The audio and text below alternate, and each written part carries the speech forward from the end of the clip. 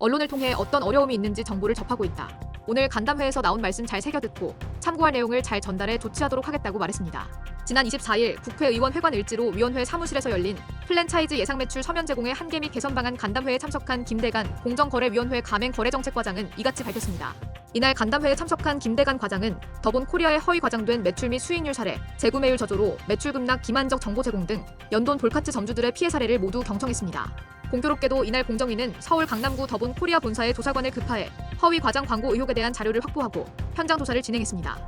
공정위는 더본코리아 가맹본부 영업사원의 허위 과장 광고에 해당하는지 조사를 하고 있습니다.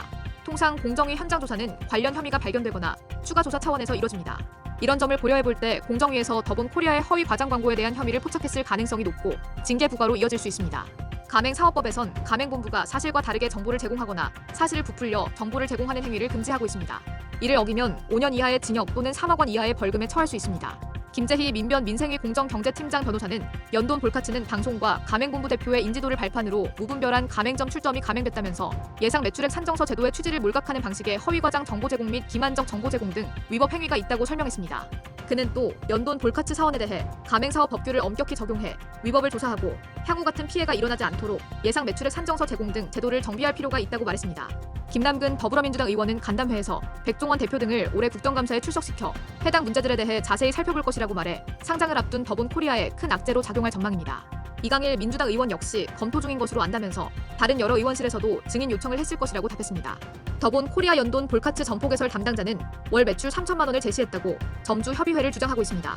정윤기 연돈 볼카츠 당국 역점주는 2022년 초 연돈 볼카츠 가맹점 모집 당시 더본코리아는 홈페이지에 A, B, C 매장의 일매출 250에서 400만 원으로 표시하면서 가맹점주들을 모집했다면서 하지만 첫 달 제일 높은 매출을 기록한 뒤 급속도로 매출이 빠지기 시작하면서 점주들은 이상함을 감지했다고 설명했습니다.